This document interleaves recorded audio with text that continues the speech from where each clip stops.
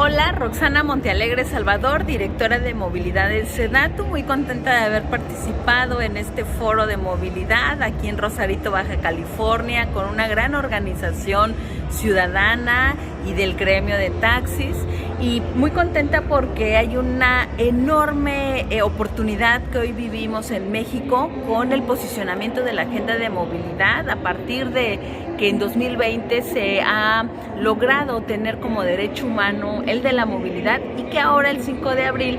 se aprobó en el Senado la Ley General de Movilidad y Seguridad Vial. Estamos en la antesala de la publicación en el Diario Oficial de la Federación,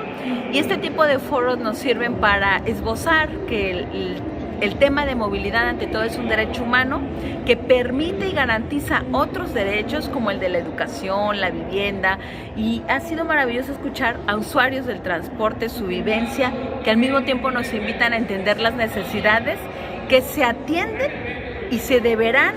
establecer en las acciones, en programas, en el Sistema Nacional de Movilidad que la ley establece, y en donde SEDATU tiene una tarea muy importante que realizar.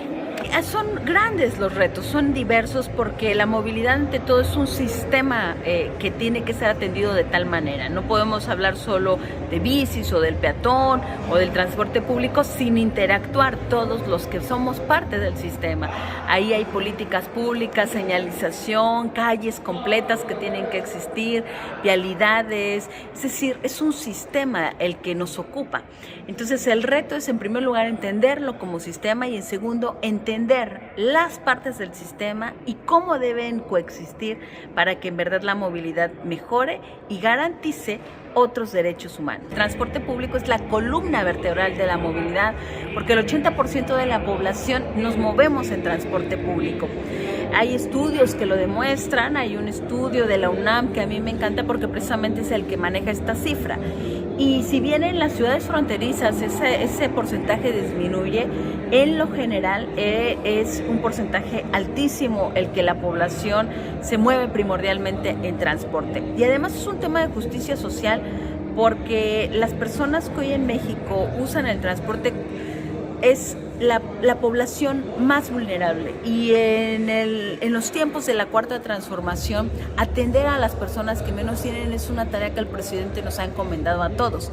y por eso es que es un reto, porque el transporte público tiene que elevar la calidad, su seguridad, su accesibilidad, tiene que ser más amigable con el medio ambiente, requiere de una inversión el transporte público desde muchos frentes, y ahora con la Ley General de Movilidad y Seguridad Vial tiene que ser atendido por los tres órdenes de gobierno. Entonces, ese es parte del reto, y el Sistema Nacional de Movilidad, en el que se integrarán los estados con un representante, la Federación con la Secretaría de Economía, la SICT y la SEDATU,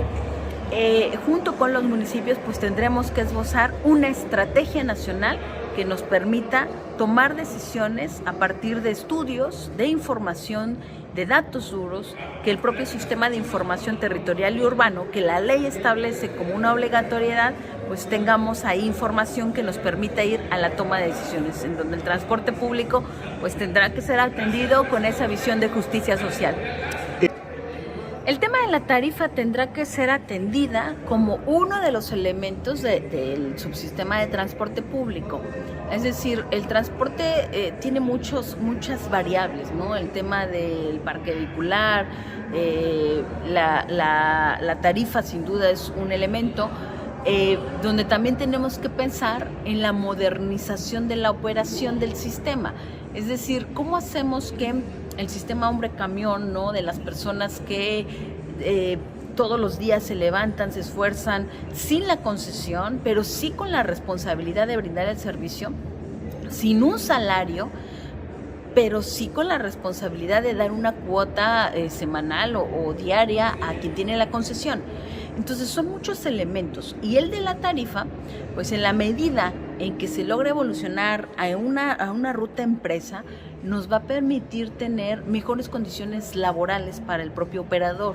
y para ello también se requieren mejores mecanismos de recaudación en cuanto a la propia tarifa. Es decir, si el chofer no tiene que estar batallando con el cobro del pasaje, sino que se logra tener una tecnología que permita tener este acceso de la tarifa por parte de la población, incluso se podría pensar en un subsidio para la gente que más lo necesita, estudiantes que puedan tener una tarjeta, que puedan tener un apoyo en su traslado, ¿no? Entonces, creo que son elementos importantes, y que el tema de la tarifa no se puede ver solo como el cobro que se le hace al usuario, no, sino con todos estos elementos de modernización que permite eficientar el transporte y al mismo tiempo mejorar las condiciones laborales de quien lo opera y mejorar el servicio, que eso tendrá que ser lo primordial para bienestar del usuario. Incluso hay ya propuestas de que ahora que en México el transporte o la movilidad es un derecho humano, el tema de la transportación también se convierta en un asunto como lo es la salud y la educación, de gratuidad. Claro. Sí, tenemos que ir avanzando poco a poco. Lo importante es que todos estamos entendiendo que el tema de transporte público, movilidad, es un derecho humano. Todos estamos atendiéndolo desde diferentes frentes, y lo más importante es que ahora con la Ley General de Movilidad y Seguridad Vial, pues tenemos un paraguas con el que tenemos que cobijarnos todos y caminar en ese sentido como la propia ley lo establece, y no como ha ocurrido, donde cada ciudad, cada estado lo hace desde una forma, y hay estados que lo han hecho muy bien, otros que vamos un poco más atrasados, y ahora tendremos que caminar de manera ordenada. Así que muchas gracias. Buenas tardes.